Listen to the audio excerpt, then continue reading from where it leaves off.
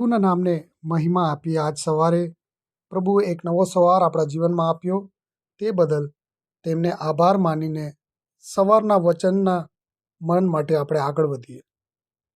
આપણે લુકાનો સુસમાચાર તેનો 24મો અધ્યાય 13-35 જે શીર્ષક કહે છે કે જ્યારે યેશુ આપણી સાથે ચાલે છે। શું તમે ક્યારેય એવું અનુભવ્યું છે કે બધું ખૂટી ગયું છે? તમે ઘણી આશાઓ રાખી, પ્રાર્થનાઓ કરી, પણ કંઈ બદલતું લાગતું નથી। એવું લાગ્યું હોય કે પ્રભુ દૂર છે। આ વચનમાં પણ લુકા 24:13-35 ક્લેયોપાસ અને બીજા શિષ્ય પણ એવું જ અનુભવી રહ્યા હતા। તેઓ યરુશલેમથી એમ્માઉસ તરફ જઈ રહ્યા હતા, આશા ગુમાવીને।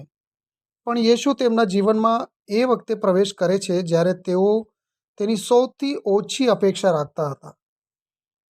21મા પદમાં આપણે વાંચીએ છીએ કે અમે તો આશા રાખી હતી કે તે ઇઝરાયેલને મુક્તિ આપશે। તેઓ વિચાર્યું હતું કે યેશુ રાજકીય મુક્તિ લાવશે, પરંતુ તેમણે તેને ક્રોસ પર મૃત્યુ પામેલા જોયા।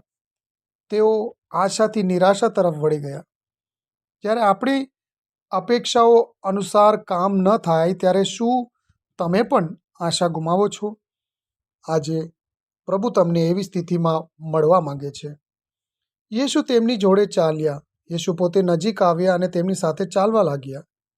તેઓએ ઓળખ્યા નહોતા કે તે યેશુ હતા, છતાં યેશુ તેમની સાથે હતા। પ્રભુ અનેક વખત શાંત રીતે આપણી જોડે હોય છે, ભલે આપણે ઓળખી શકતા નથી।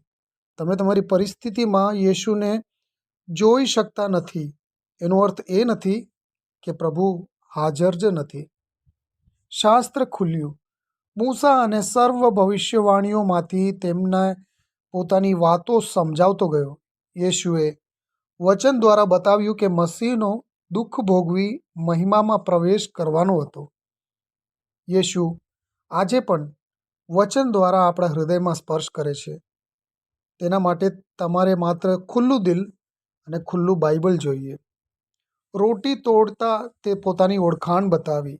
તેણે રોટી તોડી અને આપ્યો ત્યારે તેમની આંખો ખુલી ગઈ।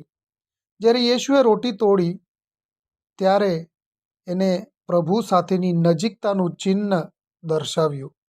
ત્યારે તેમને ખબર પડી કે એ યેશુ હતા। જ્યારે આપણે શાંતિથી પ્રભુ સાથે સમય વિતાવીએ ત્યારે જ આપણી આત્મિક આંખ ખુલવાનું શરૂ થાય છે।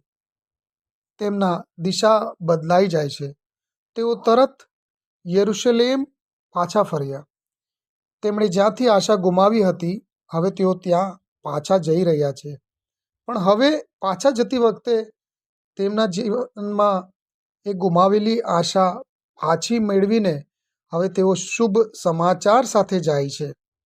યેશુની હાજરી તમારા જીવનમાં દિશા બદલી શકે છે, દુઃખથી આનંદ તરફ, શંકાથી વિશ્વાસ તરફ। જ્યારે તે આપણા સાથે રસ્તામાં વાત કરતો હતો ત્યારે આપણું હૃદય બળી ઉઠ્યું હતું।